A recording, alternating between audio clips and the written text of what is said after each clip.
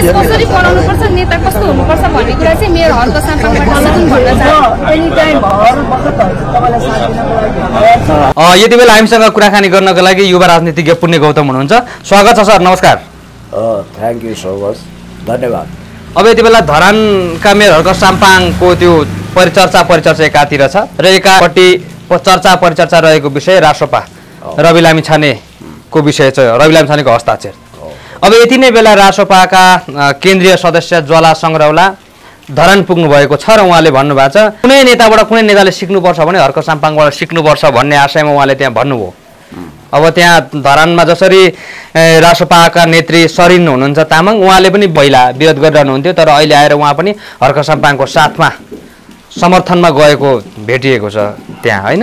यसलाई यहाँले कसरी हेरिरहनु भएको छ सर? यो रासोपाका एकातिर रवि लामिछाने हिरासतमा हुनु, हस्ताक्षर अभियान चल्नु, धरानमा मेयर हर्क साम्पाङलाई भेट्न उहाँहरू पुग्नु, यसमा के रहस्य छ? अब यसलाई अनेक कोणबाट हेर्नुपर्छ।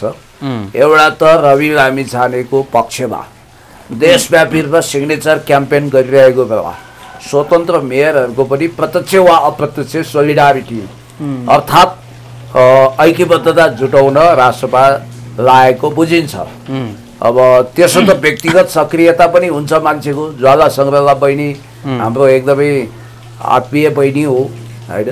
उहाँले मलाई पनि कदर गर्नुहुन्छ, आदर गर्नुहुन्छ र उहाँ व्यक्तिगत तवरबाट वा राजनीतिक तवरबाट जेसुकै होस् त्यहाँको स्थानीय महिला नेत्री सरिन तामाङ हुन त नेत्री नबन्नु भनेर पनि भन्न सक्नुहुन्छ उहाँले। त्यहाँको स्थानीय लिडरसिप सरिन तामाङजीलाई लिएर उहाँ त्यहाँ जानुभयो, त्यसको विशेष अर्थ छ भनेर बुझ्नु पर्यो। कसरी बुझ्नु पर्यो भने सरिन तामाङजीको बिचमा हर्क साम्पाङज्यूसँग 36 को आँकडा रहेको जस्तो बुझिन्थ्यो। खास गरी उहाँहरू बिचमा भनाभन विवाद चर्किएको थियो, होइन? विवाद पनि त्यो कारणले गर्दाखेरि हर्क साम्पाङ रासोपा प्रति अलिकति चित्त दुखाएको भन्ने पनि न्युज सार्वजनिक भयो, होइन? भन्दैछु तपाईलाई छेडखानी पनि चलेकै हो, बिचमा टग अफ वार जस्तो पनि भएको हो। तर फेरि अब अहिलेको बदलिँदो माहौलमा अब मन कति मिलेको छ, तर बाहिर चाहिँ अब एक खालको कटसी भेटघाट आदि इत्यादि भएको छ। खास गरी त्यहाँ 10 रुपियाँ पार्किङ शुल्कको विषय लिएर रासोपा र हर्क साम्पाङजीको विषयमा को बिचमा एकदम लफडा भयो र त्यहाँ खानेपानी शुल्क वृद्धि भएको विषयलाई पनि त्यहाँ तनावको विषय बनाइएको थियो। यद्यपि अब रवि लामिछानेजीको अति विश्वास पात्र मानिएको ज्वाला सङ्ग्रौलाजी जो त्यो पार्टीको सेन्ट्रल लिडरसिपमा पनि हुनुहुन्छ, उहाँले सरिनजीलाई लिएर त्यहाँ जानुको विशेष अर्थ छ। त्यसो त मैले तपाईँलाई भनिहाल्नु, रविजीले पहिला के भन्नुभएको थियो भने व्यवहार त हर्क साम्पाङजी भनेको मेरो गुरु हो भन्नुभएको थियो। हिलोमा धुलोमा चटाइमा गुन्द्रीमा बसेर देश हर्क साम्पाङजीबाट सिक्छु भनेर भन्नुभएको थियो र त्यसको सिको गरेर उहाँले इच्छा मनोकामनामा पानीको धारो खसाल्ने कोसिस पनि गर्नुभयो। तर अब यो ब्लू बस पानीको धारा आदि इत्यादि त्यो समयसँगै कहाँ पुग्यो के गर्यो त्यो बेग्लै कुरा हो। त्यस्तो गर्नको लागि नेपाली सी जिनपिङ वा किम जोङ उन अथवा चे गुएभाराको जस्तो इमेज देखाउन खोज्ने हर्क साम्पाङज्यूसँग मात्रै त्यो सम्भव छ। यद्यपि अब भयङ्कर दुश्मनी त होइन रवि लामिछाने र हर्क साम्पाङजीको। विगतमा हर्क साम्पाङजीले रवि लामिछानेको पक्षमा भोट पनि मागे हो, बिचमा मनोवालिन्डी हो, तर उहाँहरू पोलिटिकली एक ढिक्का भएर अगाडि जाने सम्भावना म झिनो देख्छु।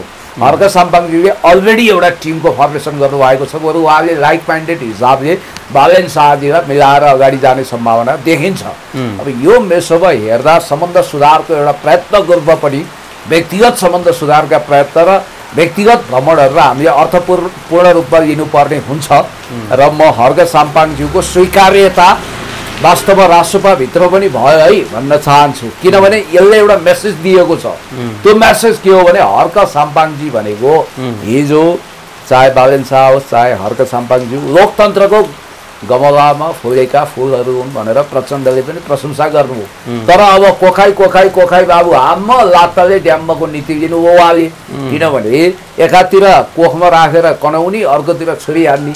अब अहिले सबभन्दा बढी लफडा कहीँबाट छ भने माओवादी केन्द्रको तर्फबाट धरानमा भइरहेको हामी बुझ्छौँ। त्यस कारणले गर्दाखेरि यसको अर्थ छ र यो सार्थकै मान्नुपर्छ। त्यसो त हर्क साम्पाङजी आफै पनि विभिन्न लफडा टेन्सनमा त्यहाँ कृत्रिम रूपमा फसाइएको व्यक्ति हो, उहाँलाई काम गर्न दिइएको छैन, भयङ्कर ठुलो घेराबन्दी छ। भर्खरै तपाईँले यो प्रश्न सुन्नु अगाडि नै म तपाईँको एन्सर दिन्छु कि बिमा बोर्डको कार्यकारी निर्देशकलाई उहाँले फोन गर्नुभयो, कतिले थर्काएको भने जायज कुरा हो। र बिपी कोइराला स्वास्थ्य विज्ञान प्रतिष्ठान जसलाई घोपा क्याम्प पनि भनिन्छ, त्यहाँ उपचार गर्दाखेरि स्वास्थ्य सेवा बिमा लिन बिरामीलाई भयङ्कर मुस्किल छ, किनभने यसै त सरकारी अरू हस्पिटल छैन। त्यहाँ स्वास्थ्य सेवा बिमा लिनको लागि इटरी वा इडब्ल्युआईको हस्पिटलले स्वीकृति दिनुपर्ने रहेछ। अनि बिमा रकम करिब करिब 75 करोड रुपियाँ त्यहाँ दिन बाँकी छ। तपाईँलाई एउटा कुरा भन्छु, शिक्षा र स्वास्थ्यको राष्ट्रियकरण हुनुपर्छ भन्ने कुरोको टटकारो उदाहरण यहाँ देखिन्छ र धरानमा सुविधा सम्पन्न हस्पिटलको पनि जरुरत भएको बुझिन्छ। र आदरणीय विकासवादी मेयर हर्क साम्पाङज्यूले पब्लिकको स्वास्थ्यप्रति यति कन्सर्न राख्नु भएको छ कि त्यहाँ उहाँले फोनमा भन्नुभएको छ त्यो बिमाको रकम तुरन्त दिनुपर्छ, नत्र यहाँ उपचार भएन, हामी आन्दोलनरत हुन्छौँ भन्नुभएको छ। हुन त यो आन्दोलन भन्ने शब्द स्थानीय सरकारको प्रमुखको मुखबाट सुन्दा कति शोभायमान हुन्छ भनेर बेनिफिट अफ डाउट लिने मान्छे पनि छन्। मलाई चाहिँ के लाग्छ भने क्रान्तिकारीहरूले कहिलेकाहीँ कानुनको परिपालन गर्दै एक स्टेप अगाडि पनि बढ्नुपर्ने हुन्छ। सर यति बेला अब बेसर फ्याक्ट्री त्यहाँ उद्घाटन भइसकेको छ होइन, त्यो जुन उद्घाटनको दिन त्यही दिन नै लाखौँको व्यापार भयो भनेर पनि त्यहाँ न्युजहरू सार्वजनिक भयो, न्युजहरू बनाउनु भयो त्यहाँ धरानका पत्रकार सरहरूले। अब एकातिर कमेन्टहरूमा चाहिँ धरानमा उत्पादन भएको त्यो बेसार चाहिँ अब काठमाडौँमा पनि चाहियो, शुद्ध त्यो बेसार काठमाडौँमा पनि चाहियो, जुन मिसावटी छैन भनेर सामाजिक सञ्जालहरू पनि आयो। यो उत्पादन अब यो स्थानीय तहबाट यो गणतन्त्र जब स्थापना भयो त्यस पछाडिको पहिलो के भन्छ यो कम्पनी हो भनेर भनिरहेको छ, यो के हो सर, सत्य हो के लाग्छ? अब यसो खोज अनुसन्धान गर्दा गणतान्त्रिक नेपालको पहिलो पब्लिक लिमिटेड भनेर यसलाई बुझ्दा फरक पर्दैन, किनभने तपाईँले मैले भनिदिएको प्राइभेट कम्पनी पनि छन्, तर प्राइभेट कम्पनीको पनि फङ्सनिङ गतिको छैन। विगतमा नेपालमा धेरै राम्रा उद्योगहरू थिए, मैले तपाईँलाई भनिहालौँ हेटौडा सिमेन्ट कारखाना, हेटौडा कपडा फ्याक्ट्री, उदयपुर सिमेन्ट, हिमाल सिमेन्ट, त्रिकुटी कागज कारखाना, बाँसबारी छाला जुत्ता कारखाना, वीरगञ्ज कृषि औजार कारखाना, वीरगञ्ज चिनी कारखाना। म चुरट रक्सीको फ्याक्ट्री बनाउनु पर्छ भन्ने पक्षमा नहुँदै जनकपुर चुरट कारखाना, सूर्य टोबाको कम्पनी होइन, लगायत दर्जनौँ बाँसबारी छाला जुत्ता कम्पनी धेरै थिए। तर ती कौडीको दाममा न्यू लिबरलाइजेसन र प्राइभेटाइजेसनको हावा चलेर रफू चक्कर चलेर doctor Prakash Chandra गोवानीले structural adjustment programme अन्तर्गत सुरु गरेको उदारीकरणको क्लाइमेक्स रामशरण महतको पालासम्म आयो र माडवारीहरू कति धन्दा सेटहरूलाई कौडीको मोलमा राष्ट्रियकरण त्यो उद्योगहरू प्राइभेटाइजेसन गर्ने ठाउँमा बेचियो। र हामी दुःखका साथ भन्छौँ कि वास्तवमा हामीसँग स्मल कटेज उत्पादन अर्थात् साना उद्योगहरू, घरेलु उद्योगहरू अथवा मजौला उद्योगहरूको त खडेरी छ नि। एसेम्ब्लिङ गर्ने कम्पनी जोडजाड गरेर गाडी बनाउने कम्पनीको प्लान्ट राखिदिए हुन्थ्यो नि, जस्तो इन्डियाबाट 500% कर तिरेर यहाँ गाडी आउँदा 5 गुणा बढी महँगो त भइहाल्छ होइन। इन्डियामा 25 लाख पर्ने गाडी यहाँ 1 करोड 25 लाख पर्छ, यो कुरा हामीलाई थाहा छ। तर हर्क साम्पाङज्यूले अब भएन है, स्थानीय सरकारले स्थानीय स्वायत्त शासन अन्तर्गत वास्तवमा फ्याक्ट्री स्थापना गर्ने अधिकार त राख्दैन, तर त्यहाँ सञ्चालक समिति बनाएर नयाँ तरिकाले जाने कुरा उहाँले सोच्नुभयो र प्रारम्भमा 2टा कम्पनीको खाका कोर्नुभयो उहाँले। एउटा माया धराने भन्ने साबुन, अर्को धराने बेसार, माया धराने बेसार। अब यो धरानमा बेसार फ्याक्ट्री स्थापना हुँदा तपाईँले भने जस्तो हिजो नै लाखौँ, लाख 2 लाख 4 लाख कतिको बेसार बिक्री भयो, त्यो उदाहरणीय छ। त यो अर्थमा पनि यसको सिग्निफिकेन्स छ कि वास्तवमा हामी कहाँ made in Nepal patent right भएका उत्पादनहरू कम छन्, त्यसलाई ब्रान्डिङ गर्नु पर्यो, प्याकेजिङ गर्नु पर्यो, नेसनल इन्टरनेसनल मार्केटको आवश्यकता धान्नु पर्यो, डिमान्ड एन्ड सप्लाईको कुरा हुन्छ, उत्पादनको माग जति छ बजारमा त्यो अनुसारको उत्पादन हुन्छ। अब मान्छेले भनेका छन् ठुल्ठुला प्लान्ट लगाएर अब त्यहाँ थप बेसार उत्पादन गर्नुपर्ने हुन्छ र नेपालमा उत्पादन भएको बेसारको खपत त्यहाँ हुन्छ। धरानी मेयर हर्कसाम्पाको उद्देश्य भनेको त्यो धरानमा मात्रै एउटा फ्याक्ट्री बनाएर उत्पादन गर्ने होइन, देशभरि फ्याक्ट्री बनाउने उत्पादन गर्ने उहाँको भिजन छ त्यहाँ, त्यो एकदमै राम्रो हो। अब यहाँ हुन त तर मुद्दा लगाउनु लाग्छन् सर, यो साबुन फ्याक्ट्रीलाई लिएर यो बेसार फ्याक्ट्री सुरु गर्छौँ भन्दै गर्दाखेरि त उहाँले धेरै मुद्दा खेप्नुभयो। मुद्दा खेपे पनि केही हुँदैन। अब अर्को कुरो हेर्नुहोस्, यो हलो अड्काएर गोरु पड्काउने चलन फ्रम द भेरी बिगिनिङ नेपालमा छ। अब अहिले मैले कहाँ कमेन्ट कुदाएको देखेँ ए बाबा यहाँ त छ्यास्ती बजारमा सस्तो बेसार पाइन्छ त्यहाँ त 5-10 रुपियाँ महँगो रहेछ एक प्याकेटमा भनेको गुनासो पनि मैले सुने। त्यसको दुईटा कारण छ। एउटा उत्पादन लागत, तपाईँको प्रोडक्सन कस्ट हाई छ, धेरै पैमानामा उत्पादन गर्दा प्रोडक्सन कस्ट हैन 10 रुपैयाँ तिरेर शुद्ध खानु पायो भने त्यो त फेरि प्रत्येक लागि राम्रो छ त। त्यो विषयमा आई एग्री विथ यु। जस्तो उत्पादन लागत कम हुनको लागि विशाल परिमाणमा हाई क्वान्टिटीमा उत्पादन हुनुपर्छ। जस्तो चाइनाले गर्छ, भारतले गर्छ, अरू देशले हैन मेट्रिक टन उत्पादन गर्नुपर्ने हुन्छ कम उत्पादनमा कम मूल्यमा तपाईलाई बेसार उपलब्ध गराउन। दोस्रो कुरो त्यहाँ अब ठुलो प्लान्ट लगाएर उत्पादन गर्ने कुरा अहिले तत्काल बजेटको अभावको कारण सम्भव भएन। भविष्यमा त्यो सम्भव होला, त्यहाँ सिक्नुपर्छ हामीले। त अर्को कुरो के छ भने तपाईले प्राप्त गर्ने तपाईको भान्सामा अहिले जो बेसार आएको छ नि हेर्दाखेरि चम्किलो पहेँलो छ, तर त्यो मिसावटयुक्त छ, त्यहाँ विषादी पनि हुनसक्छ, त्यो अर्ग्यानिक छैन। र त्यो बेसारले बेसारको प्राकृतिक गुणहरू परिपूर्ति गर्न सक्दैन। धरानमा उत्पादन भएको 2 पैसा महँगो बेसार भनेको अर्ग्यानिक बेसार हो। खै म पनि किन्छु अब त्यो बेसार, या काठमाडौँमा आओस्।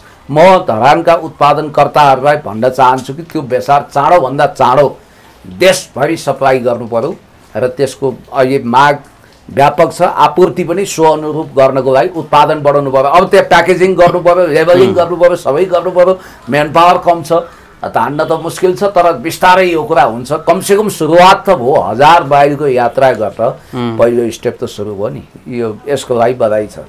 ठिक छ सर। अब अलिकति हामी यो जसरी अहिले एउटा के भन्छ टिम बनाएको छ, जस्तो गरी हर्क साम्पाङ, बालेन्द्र शाह, रवि लामिछाने जस्ता व्यक्तित्व नयाँ जो राजनीतिज्ञहरू हुनुहुन्छ, उहाँहरू जस्तो व्यक्ति अब एउटा धारमा आउनु पर्यो भनेर एउटा टिम छन्, एउटा समूह छन्, त्यस्ता व्यक्तिहरू बोलिरहेका छन्। यो विषयमा यहाँको धारणा के छ सर? अब उहाँहरू नयाँहरू एउटै प्लेटफर्ममा आउने, सँगै रहेर अगाडि बढ्ने, गठबन्धन गरेर हुन्छ कि कसरी हुन्छ अगाडि बढ्न सक्ने, मिलेर जान्ने वातावरण बन्न सक्छ? त्यो युवाहरूको चाहना त्यो छ सर अहिले। अब परम्परागत रूपमा स्थापित भएको ऐतिहासिक सन्दर्भमा आवश्यकताले स्थापित भएका जन्ममितिको हिसाबले पुरानो मानिएका हामी एमाले काङ्ग्रेस जस्ता दलहरू शक्तिको उन्मादमा कहिलेकाहीँ मात्तिन्छौँ पात्तिन्छौँ, अनि शक्ति कम हुँदा आत्तिन्छौँ पनि। हामीलाई चेक एन्ड ब्यालेन्स गर्न पनि कुनै न कुनै नयाँ फोर्स आउनुपर्छ। त्यत्रो हिंसात्मक रक्तरञ्जित रक्तभेल तरेर आएको माओवादीलाई 64 मा बहुमत, झन्डै बहुमत दिलाए। किन दिलाए भने त्यतिखेर हामी एमाले काङ्ग्रेससँग जनताहरू रिसाएका थिए। अब अहिले मैले के देखिरहेको छु भने हामीसँग सन्तुष्ट छैनन् जनता। हामीले नयाँ नेतृत्व, नयाँ नीति, सादगी, स्वस्थता दिन सकेनौँ। यसको मतलब नयाँ आएका शक्ति पनि दुधले धोएको स्टेनलेस स्टिल जस्तो 24 क्यारेटको छन्, एकदम शुद्ध राजा हरिश्चन्द्र जस्तै सत्यवादी छन्, युधिष्ठिर जस्ता छन् भन्न खोजेको होइन। तर एउटा कुरा के भने हामीले गतिको काम गर्न नसक्दा फिल इन द ब्ल्याङ्क्स टाइपले कुनै नयाँ शक्ति त आउँछ, भ्याकुममा त राजनीति चल्दैन। त्यस कारणले गर्दाखेरि हिलोबा चटाइमा गुन्द्रीमा बसेर देश जनता विकास समृद्धिको पक्षमा काम गरिरहेको चाहे हर्क साम्पाङ होस्, युथहरूको हर्टबिट बनिरहेको बालेन्द्र शाहजी होस्, अथवा अब विभिन्न किसिमले ग्ल्यामरस पोलिटिक्स गरिरहेका रवि लामिछानेजी किन नहोस्, उहाँहरू एक ठाउँमा उभिने परिवेश बन्दा त फेरि नयाँ शक्ति भनेर आउने जो साथीभाइ हुनुहुन्छ उहाँहरू आफ्नो टापु खडा गरेर बस्नु भएको छ। कोहीसँग मिल्न तयार छैन। म यो ठुलो त्यो कसरी हुन आयो सर? यस्तो कुराले गर्दा भोलिको दिनमा स्वतन्त्र उम्मेदवारहरू नै दर्जनौं हुने, अनि त्यसपछि नयाँ पार्टीहरू नै थुप्रै हुने र हामी जस्ता एमाले काङ्ग्रेसहरूलाई नि यसले चुनावी लाभ दिने सम्भावना टटकारो मैले देखिरहेको छु। त्यसकारण अब रूपन्देहीको चुनावको कुरा गरौँ न। होइन त्यो विषय मैले जाउँला सर। यति बेला अब हर्क साम्पाङ, बालेन्द्र शाहले समयमा बजेट ल्याउन नसकेको कारणले एक प्रकारले त्यहाँ जनताहरूको जनगुनासो पनि त्यहाँ देखिन्छ होइन। अब त्यो पार्टीबाट जितेको उम्मेदवारहरू जो वडा अध्यक्ष लगायत त्यहाँ उपमेयरहरू हुनुहुन्छ उहाँहरूले पनि असन्तुष्टि जनाएको देखिन्छ। अब के लाग्छ सर, उहाँहरूले समयमै बजेट किन ल्याउन सकेन सर? बजेट भन्ने कुरो यो एक हिसाबले चुड्की बजाएको भरमा होइन, अधिकांश पार्टीका मेयरहरू भएको ठाउँमा पुग्ने, अब स्वतन्त्रबाट आएका बालेन्द्र शाह, हर्क साम्पाङहरूको ठाउँमा बजेट समयमा नपुग्ने फट सादी भने जस्तो फटाफट हुँदैन। यसको लागि प्रिपेरेसन चाहिन्छ। कार्यपालिका छ, वडाध्यक्षहरूसँगको सहमति लिनुपर्ने, विविध संवैधानिक कानुनी स्थानीय स्वायत्त शासनका बाध्यताहरूको कारणले गर्दाखेरि उहाँहरू त अब स्वतन्त्र एकलायकै जित्नु भएको छ, त्यस कारणले गर्दाखेरि त्यो हुँदैन भन्ने छैन, हुन्छ बजेट अवश्य पनि आउँछ, तर अब बजेटमा ढिलाइ भएको अवस्था हो। अब यो ढिलाइ हुँदाखेरि घाटा के हो त भन्दा पब्लिकलाई प्रत्यक्ष घाटा हो, जसले आफ्नो रगत पसिना आँसु एकट्ठा गरेर कर तिर्नु भएको छ, त्यो करले नै विकासको बजेट बन्छ, त्यो कुरा एकदमै ढिलाइ भइरहेछ। दोस्रो कुरो भनेको त्यो आन्तरिक कन्फ्लिक्टले गर्दाखेरि, खिचातानीले गर्दाखेरि जनता मारमा परेका छन् र यो कुरा अन्त्य हुनुपर्छ। किनभने हामीले सानो छाती बनाएर हिँड्नु हुँदैन। उहाँहरूले नयाँ पार्टी गठन गर्नुभएको छैन, पार्टी नै गठन गरे पनि उहाँहरूलाई डेमोक्रेसीमा काम गर्ने अधिकार मजाले छ, त्यस कारणले गर्दाखेरि अब हल्ला अड्काउने, गोरु पड्काउने, पेलपाल जेलजाल ठेलठाल गर्ने, बाइकट गर्ने यस्तो काम गर्नु भएन।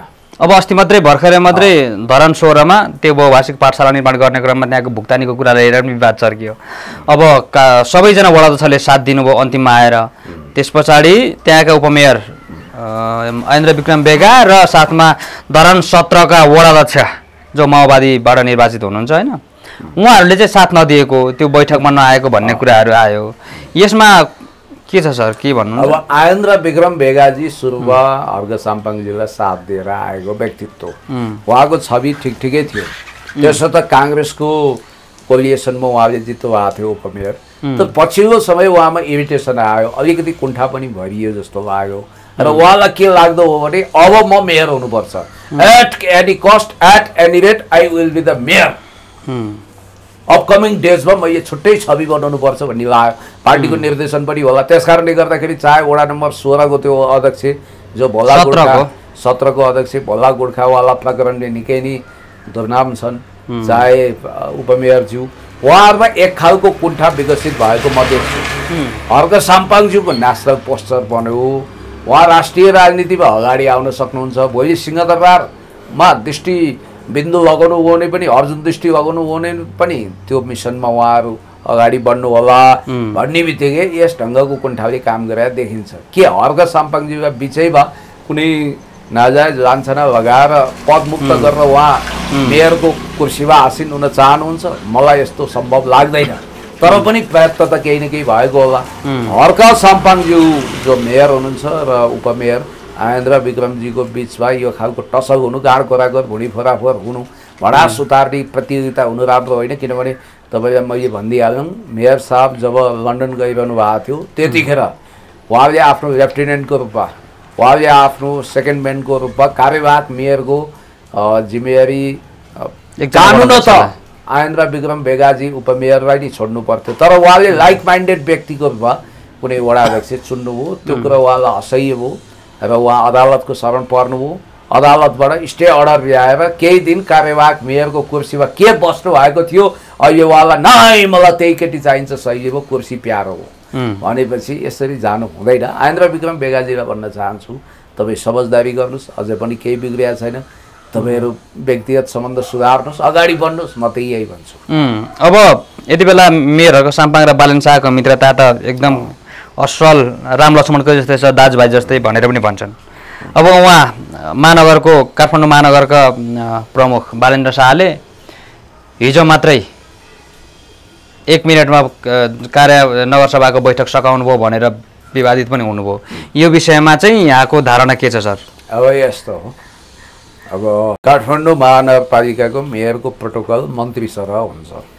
Kathmandu is not only metropolitan city, it is the capital city. यो कोर सिटी पनि हो। काठमाडौँ भनेको क्यापिटल सिटी, राजधानी सहर हो।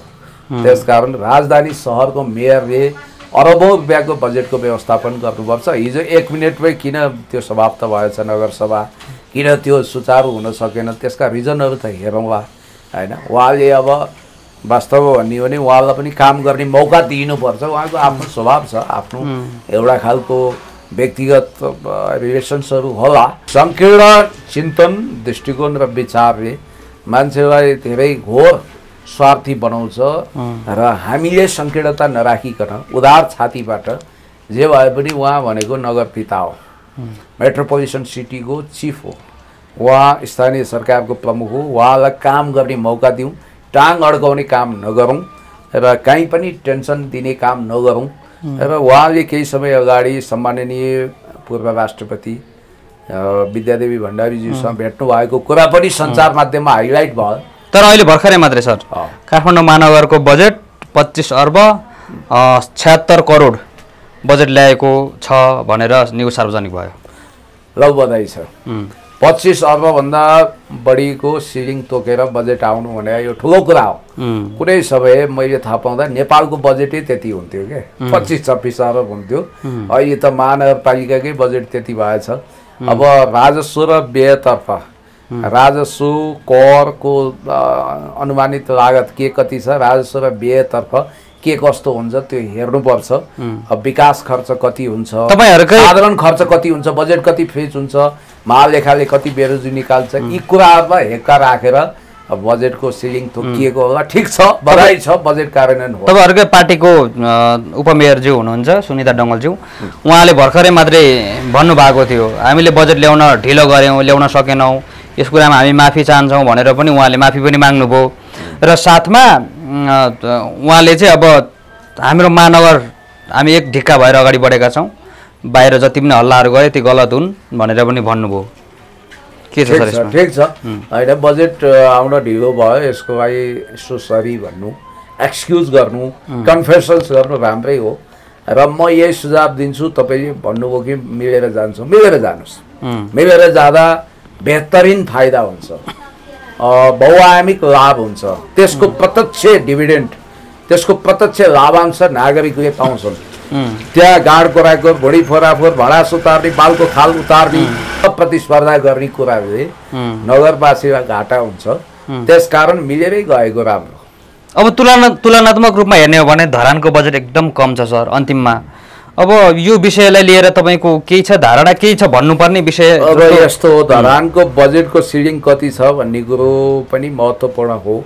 धरान स्वाभाविक रूपमा इटरी जति पनि बजेट भएको उपमहानगर होइन जस्तो लाग्छ। विराटनगर त महानगरपालिकै हो, मनग्गे बजेट छ।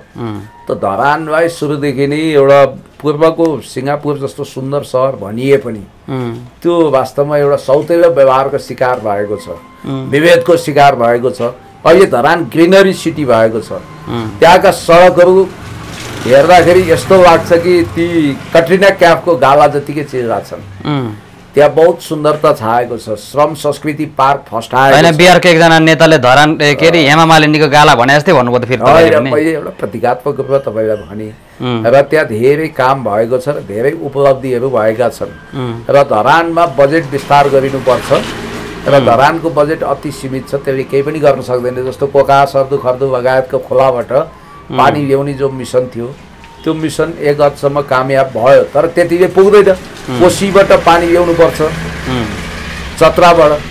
हो, चतराको निर्मल मिनरल्स चिसो जल माथि सप्लाई गर्दा कति आनन्द हुन्थ्यो, कति राम्रो हुन्थ्यो। तर अब यहाँ विभिन्न कुराहरू छ हैन। तपाईलाई मैले यति भनौँ कि वास्तवमा भन्ने हो भने हामी सिन्सियर भएर अगाडि बढ्नुपर्छ र धरानले काँचुली फेर्दैछ, काठमाडौँले पनि काँचुली फेर्दैछ। त्यसै गरी दलकै प्रतिनिधिको रूपमा जितेका कैयौँ राम्रा मेयरहरूले त्याग तपस्या गर्नुभएको छ। खालि लुट खसोट, कमिसन तन्त्र, ठेकेदारी, दलाली मात्रै छैन, कैयौँ राम्रा कामहरू भएको छ। माफियागिरीको सिन्डिकेट तोडिएको छ। यसतर्फ पनि हामीले ध्यान दिनुपर्छ।